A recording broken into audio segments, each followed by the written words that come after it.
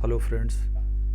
आज हम जानेंगे कि फाइनेंशियल इंस्ट्रूमेंट क्या होते हैं और कितने प्रकार के होते हैं, किस तरह से किन के लिए बेनिफिशियल होते हैं और किन के बीच में ये ट्रेड होते हैं। तो नॉर्मली फाइनेंशियल इंस्ट्रूमेंट बायर और सेलर के बीच का एक कॉन्ट्रैक्ट होता है जिसको ये ट्रेड करते हैं और उसको सेटल करते हैं। इस तरह के जितने भी मॉनेटरी कॉन्ट्रैक्ट है उसको फाइनेंशियल इंस्ट्रूमेंट कहते हैं। बहुत सारे ऐसे फाइनेंशियल इंस्ट्रूमेंट होते हैं जो एक्सचेंज में लिस्टेड होते हैं, उसे आप ट्रेड कर सकते हैं। कितने प्रकार के फाइनेंशियल इंस्ट्रूमेंट्स अवेलेबल हैं कैपिटल मार्केट में ट्रेडिंग के लिए।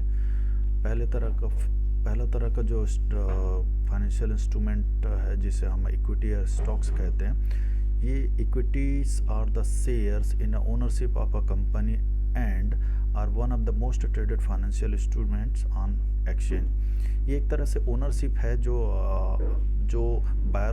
बायर को ओनरशिप देती है।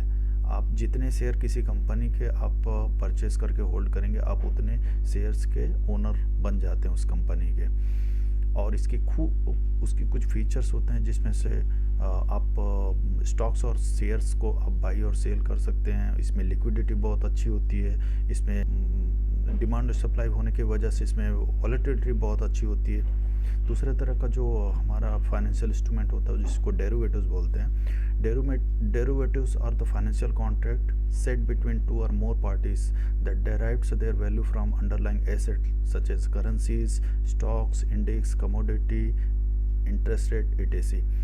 Derivatives ऐसे फाइनेंशियल कॉन्ट्रैक्ट्स होते हैं जो बायर और सेलर और दो पार्टी या तीन पार्टी के बीच में हो सकते हैं, जिसका वैल्यू जो होता है उसके अंडरलाइंग जो एसेट होता है उसकी प्राइस पे डेराइव होता है।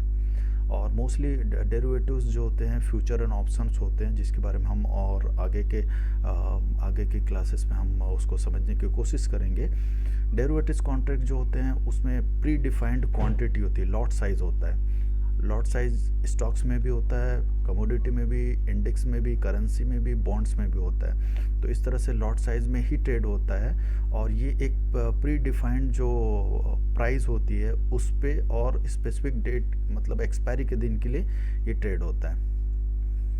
तीसरे तरह का जो डेप्ट सिक्योरिटीज कहते हैं। डेप्ट securities issued by the company और governments with an objective to generate fund are known as a डेप्ट इंस्ट्रूमेंट्स। तो डेप्ट इंस्ट्रूमेंट जो होते हैं क्लासिफाइड होते हैं बॉन्ड और डिवेंचर में।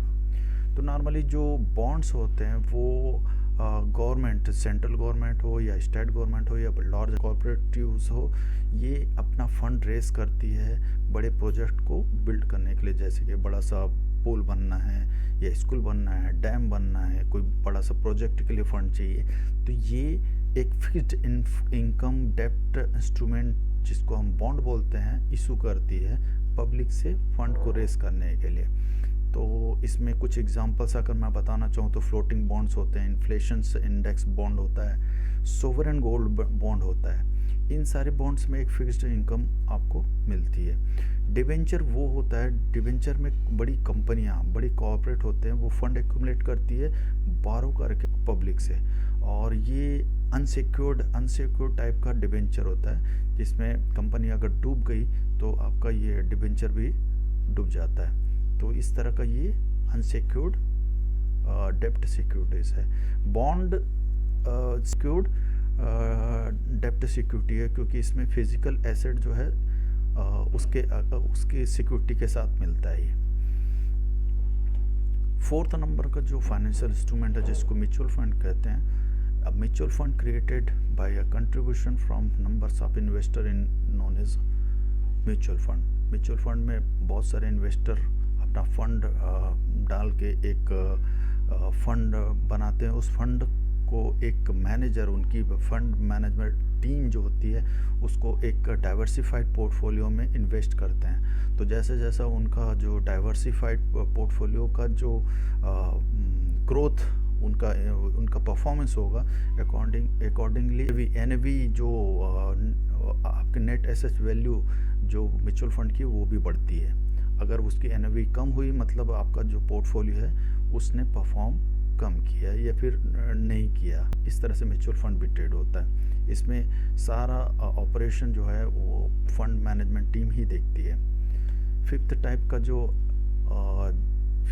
का जो फाइनेंशियल इंस्ट्रूमेंट है उसको हम ETFs बोलते हैं, एक्सचेंज ट्रेडेड फंड। ये एक तरह का म्यूचुअल फंड ही होता है, बट ये एक्सचेंज में, स्टॉक एक्सचेंज में लिस्टेड होता है। इस तरह से ये सिक्योर होता है। इसमें ज़्यादा कुछ